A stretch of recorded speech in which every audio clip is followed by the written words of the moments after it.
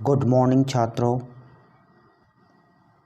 आप सबका आपके अपने यूट्यूब चैनल इंग्लिश युग 24 में स्वागत है। छात्रों, हम लोगों ने रॉबर्ट फ्रॉस्ट की पोयम डस्ट ऑफ स्नो का अध्ययन कर चुके हैं। आज हम डस्ट ऑफ स्नो पोयम का MCQs का अध्ययन करने चल रहे हैं।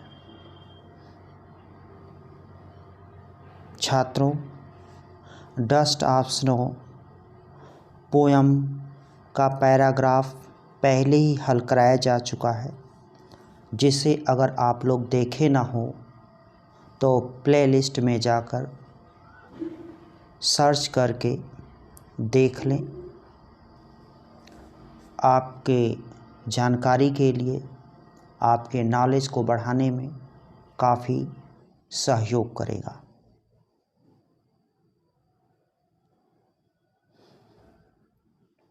तो छात्रों, देर न करते हुए हम लोग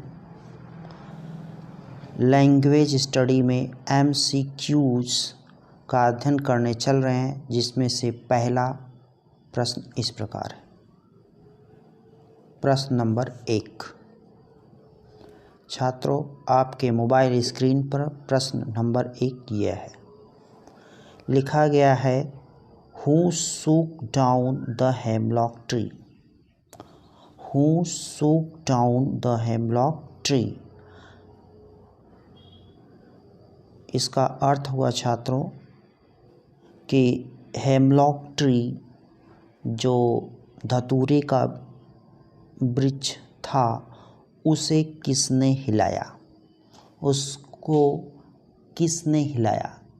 कौन सा जीव जंतु उसके ऊपर जाकर बैठा जिससे वह वृक्ष हिल गया? तो ऑप्शन नंबर 1 आपके सामने है, क्रो कौवा। ऑप्शन बी कक्कू कोयल। ऑप्शन सी मैना। ऑप्शन डी पैरेट तोता। तो जल्दी से जल्दी आप लोग इसका उत्तर बताएं। तो इस प्रश्न का राइट आंसर है क्रो कौवा। अब हम अगले प्रश्न पे चलते हैं। अगला प्रश्न आपके स्क्रीन पे इस प्रकार है। प्रश्न नंबर 2।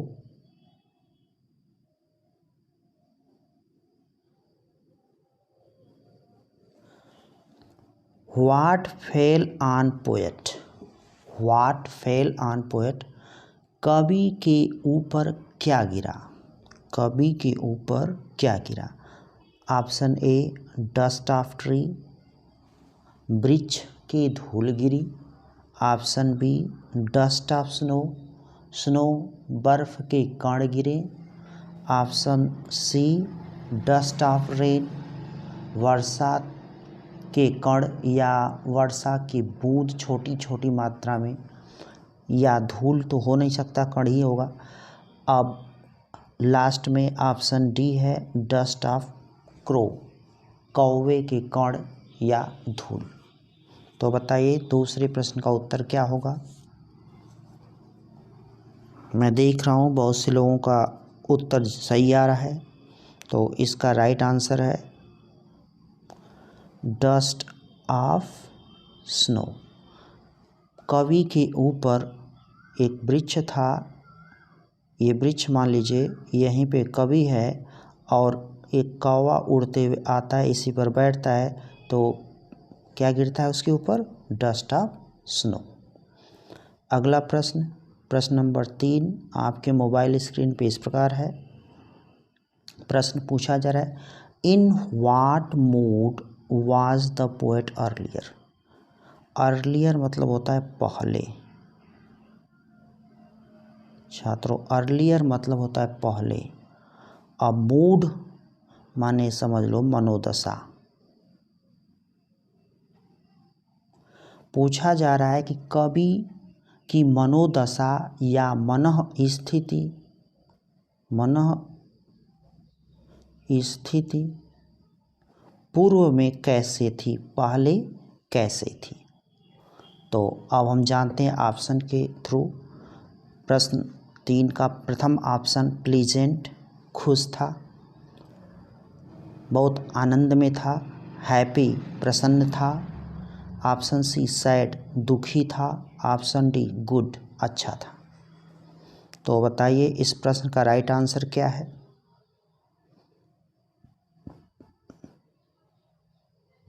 तो इस प्रश्न का राइट आंसर है, बहुत से लोगों का सही जवाब आ रहा है, ऑप्शन सी सैड, दुखी।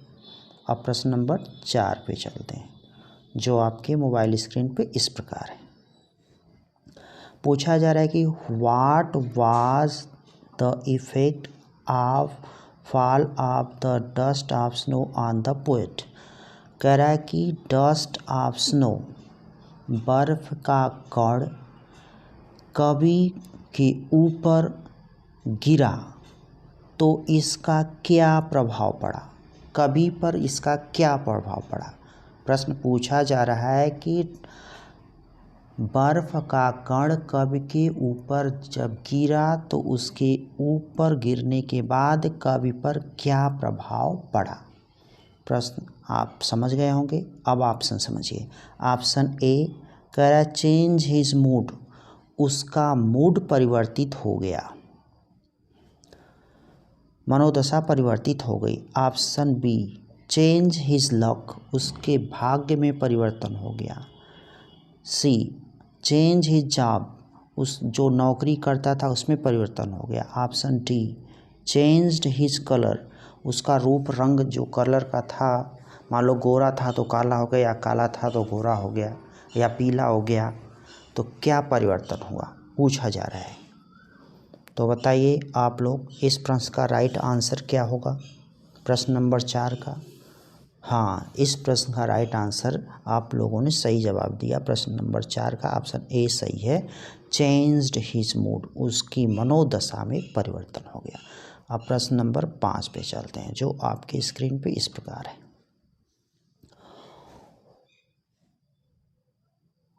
What was saved for the poet. What was saved for the poet, कवि ने क्या चीज़ बचाया। कवि ने बचाया, सेव माने बचाया, कुछ चीज़ बचाया, क्या बचाया। एक क्रो, कौवा बचाया। ट्री, पेड़ बचाया। स्नो, बर्फ बचाया। या option D some part of the day, दिन के कुछ हिस्सों को। तो बताइए क्या बचाया। प्रश्न नंबर 5 में पूछा जा रहा है कवि ने क्या बचाया। कौवा बचाया, पेड़ बचाया, बर्फ बचाया, या फिर दिन के कुछ हिस्से को बचाया, 2-4 घंटे को बचाया। तो आप सबका राइट आंसर मैं देख रहा हूँ आ रहा है क्वेश्चन 5 का डी, ऑप्शन डी सही। ठीक, अब हम लोग चलते हैं प्रश्न नंबर 6 पे। प्रश्न नंबर 6 है इस प्रकार। द पोएट सेज, कवि ने कहा, ऑफ अ डे, दिन का, हैड रूड, हैड रूड माने उस दिन कैसा था, उसकी मनोदशा कैसी थी। शुरू में उसकी मनोदशा कैसी थी, दुखमय थी, वह दुखी था। What is the meaning of rude, rude का मतलब यहाँ पर क्या होगा पूछा जा रहा है। रूड का मतलब क्या होगा, कवि ये पूछ रहा है। मैंने आप लोगों को वर्ड पावर में ही बता दिया था कि इसका मतलब दुख होता है, दुखी होता है। तो अब देखा जाए किस ऑप्शन में दुखी आता है। रूइंड, किसी चीज़ को बर्बाद करना। रूल्ड, किसी पे शासन करना। कॉन्कॉर्ड, विजित क्षेत्र, विजय प्राप्त करना। बचा एक ऑप्शन, ये नहीं है, ये नहीं है, ये नहीं है, तो एक बचा हेल्ड इन रिग्रेट, पश्चाताप करना, अर्थात जब दुख में होगा तभी पश्चाताप करेगा। तो प्रश्न नंबर 6 का सी सही है। अब हम चलते हैं अगले प्रश्न पे। अगला प्रश्न है प्रश्न नंबर 7। प्रश्न नंबर 7 कह रहा है कि what is the rhyming scheme of the poem, कविता की राइमिंग स्कीम क्या है। राइमिंग माने होता है छात्रों तुक, तुक मिलाना। तुक मिलाना। इसकी माने योजना आप जानते ही हैं। कवि प्रश्न पूछा जा रहा है कि कवि ने किस प्रकार से योजना बना करके अपनी कविता में तुक मिलाया है। तो इस प्रश्न का ऑप्शन देख लें। ऑप्शन कह रहा है कि ए बाबा CDCD, बी AB CDCD और सी AB CDCD, D ABB CDCD। इसका मतलब यह है कि छात्रों की लास्ट में सबका CDCD जो आ रहा है सभी का CDCD रहेगा, कॉमन है। अब हमें ये पहला ऑप्शन मिलाना है कि पहले 4 क्या है। तो इससे राइट करने के लिए हम लोगों को पोएम पे चलना पड़ेगा। तो हम लोग पोएम पे चलते हैं। पहले पोएम से चलने से पहले छात्रों, अगर आपको हमारी ये वीडियो पसंद आ रही है तो हमारे चैनल को, जिसका नाम है इंग्लिश युग 24, चैनल को लाइक, शेयर, सब्सक्राइब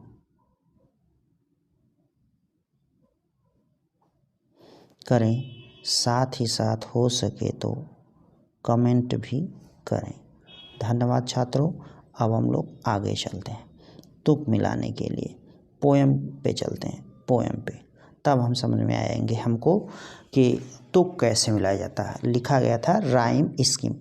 देखिए छात्रों, यहाँ पे वर्ड का लास्ट क्रो से हो रहा है, दूसरी लाइन में मी आ रहा है, तीसरी लाइन में स्नो आ रहा है, चौथी लाइन में ट्री आ रहा है।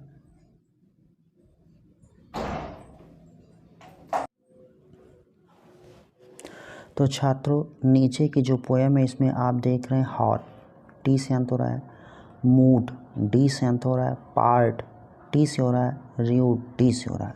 तो अब हम इसको मिलान करते हैं। अगर हम इस लाइन को ए लिखेंगे, पहली लाइन को ए, तो दूसरी लाइन को हमको बी लिखना पड़ेगा, तीसरी लाइन को फिर ए लिखेंगे और चौथी लाइन को हम लोग बी लिखेंगे। क्योंकि देखें यहाँ पे डब्लू से अंत हो रहा है और यहाँ पर भी डब्लू से, और यहाँ पर ई आ रहा है और यहाँ पर ई आ रहा है।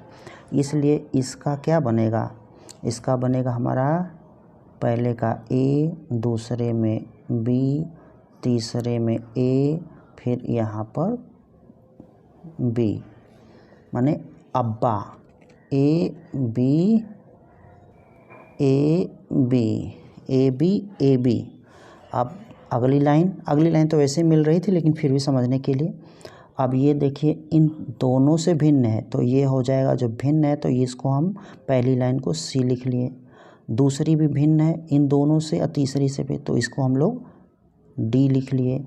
अब उसके बाद ये लाइन और ए लाइन एक जैसी है, टी उसमें भी अंत में, इसमें भी टी, तो इसमें हमने सी लिख लिया, और यहाँ पर भी डी है और यहाँ पर भी डी है, तो इसको हमने डी कर दिया।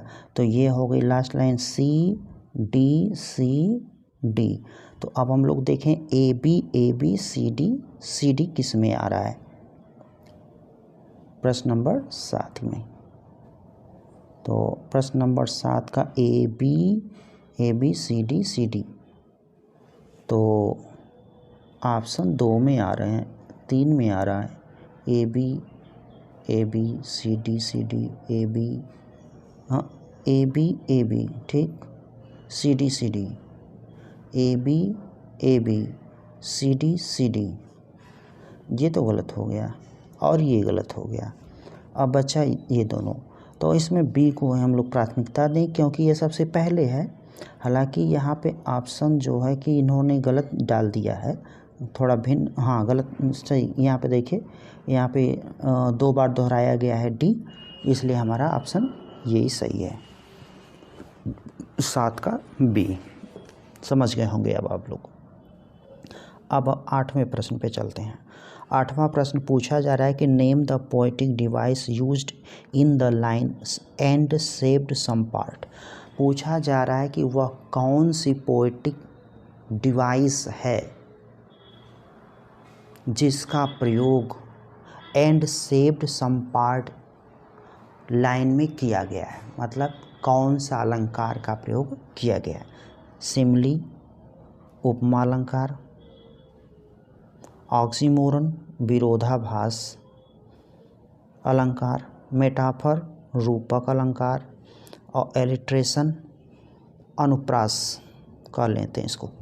तो छात्रों यहाँ पर देखिए आप लोग, एज लाइक सो नहीं है इसलिए ये नहीं है, कंपैरिजन दिख नहीं रहा है इसलिए ये नहीं है, कंपैरिजन वर्ड रहेंगे तो सिमली होगा, कंपैरिजन वर्ड नहीं रहेंगे तो मेटाफर रहेगा, विरोधाभास दिख नहीं रहा है। यहाँ पे एंड के बाद देखें यस और यस, दो लेटर का एक ही साथ जो है कि क्या हो रहा है, प्रयोग हो रहा है, इसलिए ये होगा हमारा एलिट्रेशन। अब हम लोग 9वें प्रश्न पे चलते हैं। 9वां प्रश्न आपके मोबाइल स्क्रीन पे इस प्रकार है। What does dust of snow represent? Dust of snow क्या चीज़ प्रस्तुत करती है? इस कविता में पूछा जा रहा है कौन सी चीज़ को रिप्रेजेंट करती है डस्ट ऑफ स्नो। तो ऑप्शन ए देख लें, हीलिंग पावर ऑफ नेचर, प्रकृति की उस शक्ति को प्रदर्शित करते हैं जो किसी दुख और सुख को जल्दी से भर दे, दुख को सुख को क्या, दुख को भर दे। Option B particle of snow, बर्फ़ के कण को। ऑप्शन सी कूल वेदर, ठंडे मौसम का।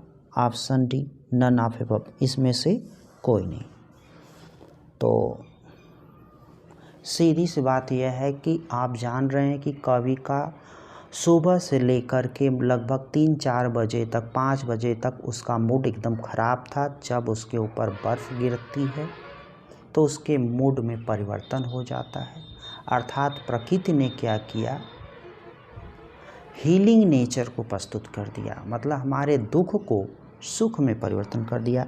अर्थात यहाँ पे प्रश्न नंबर 9 का ऑप्शन ए सही है। अब हम लोग आखिरी प्रश्न में चलते हैं। आखिरी प्रश्न नंबर 10 आपके मोबाइल स्क्रीन पर इस प्रकार है।